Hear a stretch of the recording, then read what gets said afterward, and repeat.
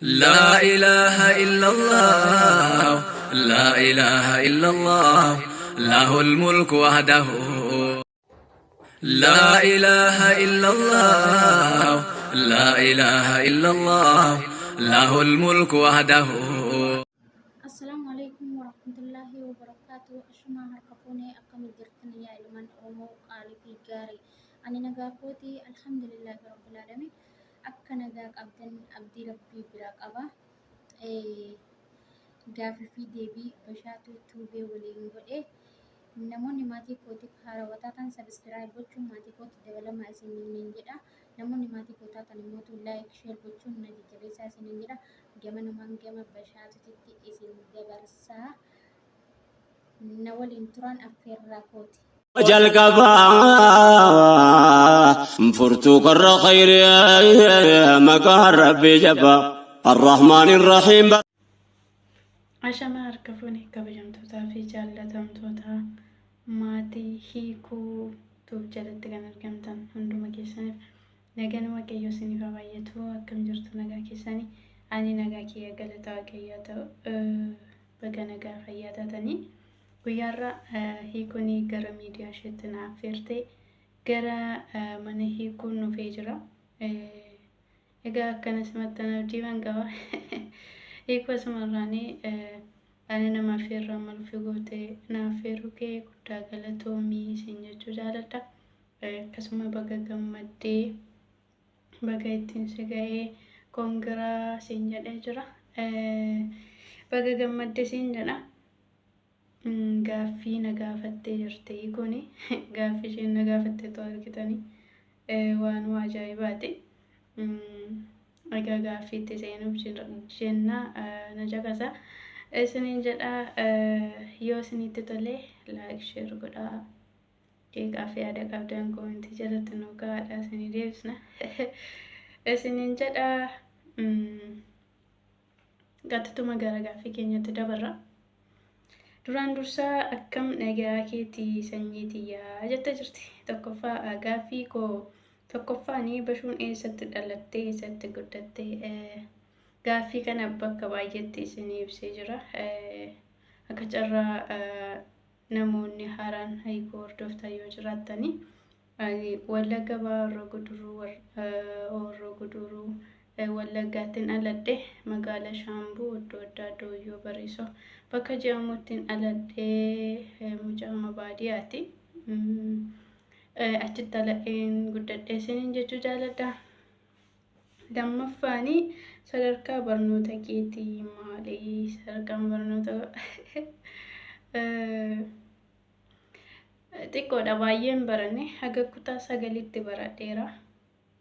Garuu barumsa baay'ee nan jaaladha, baay'ee barachuu baay'ee nan jaaladha.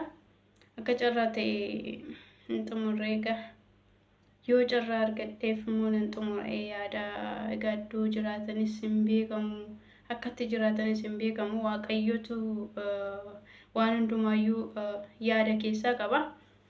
Kanaaf otoon xumuree hawwii kooti isiniin jechuu jaaladha. Itti aanu inni sadaffaanii irra darbu dhugaa kanaatu irra darbee natti tola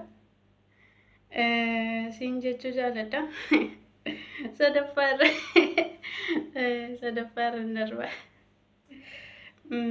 Gaaffii arfaffaa.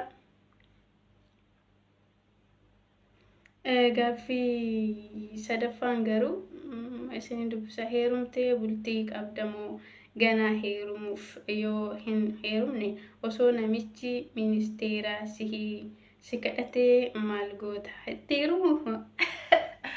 Oh my god. Ministeeratti heerumuuf argaasaa hin jaaladhu hundoom itti heerumu. Anaan immoo maallaa godhuuf egaa itti heeruma. Ani hin heerumu. Isiniin jedha dhaabattee immoo haftaadhaan. Baatawwee jaalala faaraa miti. Isiniin jedha ammaa kamatti hin heerumu garuu.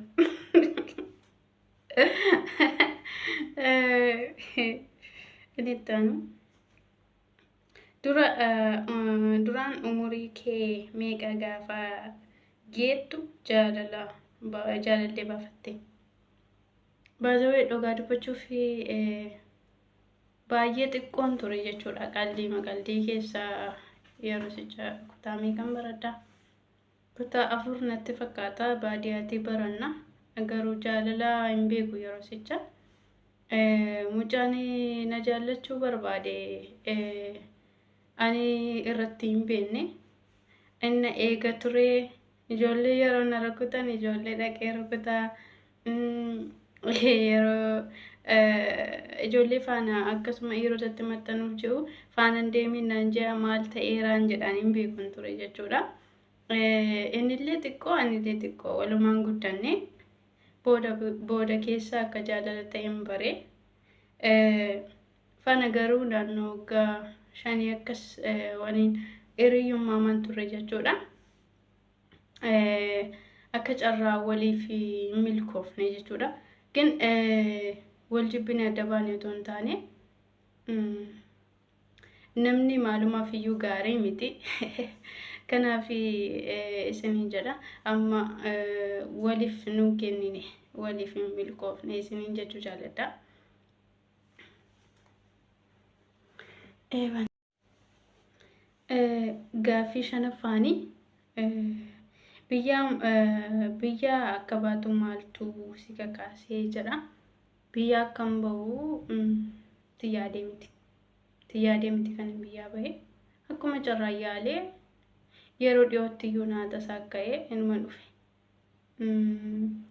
Akkuma carraan dhufe isiniin jedha.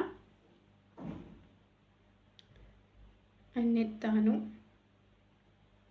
maallaqa kee namatti ergite si jalaa nyaatanii beeku. Ani baazawee maallaqa koo namatti ergee hin beeku. Sababiin isaa hin beeka obboleessi kiyyaa hin beeka jaataidhaa fi maallaqa namatti hin ergu. Walitti dhufeenya namaas immoo hin qabu. Nama faana haasa'uuf keessi kiyyaananeeyyoo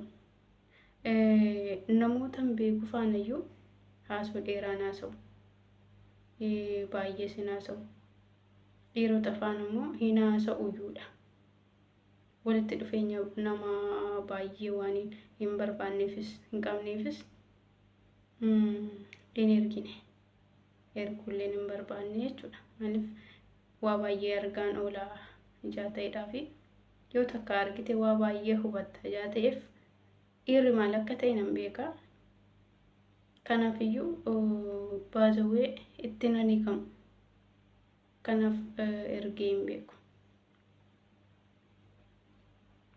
Torbaffaani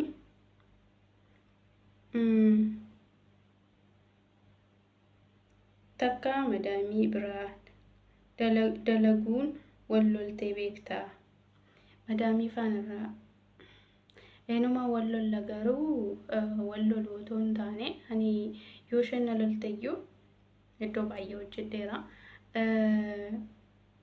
In lolu afaanii baasee akka isaan afaanii baasanii naaf haasa'anii ani afaanii baasee hin haasa'u jechuudha. Dura kontiraataa yeroo hojjechaa ture jalqaba yeroo dhufe mana jaartii ajaateedhaa fi jaartii baay'ee dulloomtuudha. Waliin haasa'uu hin qabnu jechuudha. Anaaf ishee qofadha kan mana galu. Maatii baay'een hin jirani. Kan na lullullee kan natti dubbatu hin jiru jechuudha. Akkasuma galee ittiin dhufe ala ittiin hojjedhe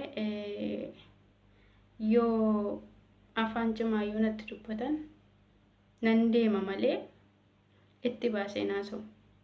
Akka isaan natti haasa'anii ani ittiin haasa'u nin callisaa jechuudha malee kan nama lollee hin jiru.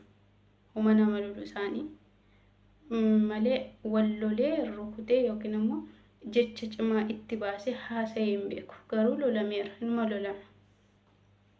Siin jedha kaayyoon kee ofii maal yaadda osoo hin sobiin? Kaayyoo koo gara fuulduraatti Egaa namni karoorfatee waan gaarii akkasuma immoo yoo kaayyeffatee kan galmaan nama gooree waaqadha. Akkasuma afaan ofii faana namni kaayyoo yoo qabaate nan ga'a jee yoo murteeffate waan illee ittiin nama ga'a jechuudha. Kaayyoon koo gara fuulduraa jireenya bareeda jiraachuudha. Namni lafa kanarraa kan hojjetu si kana ma'uusi jireenyuma bareedaa jiraachuuf akkasuma yoo ofii jiraatanii booda immoo namaaf illee ta'uu ni danda'u jechuudha. Kanaaf kaayyoon koo gara fuulduraa yoon qabaadhee rakkattoota illee gargaaree akkasuma ofii kollee jireenya bareedaa jiraachuudha siin jedha.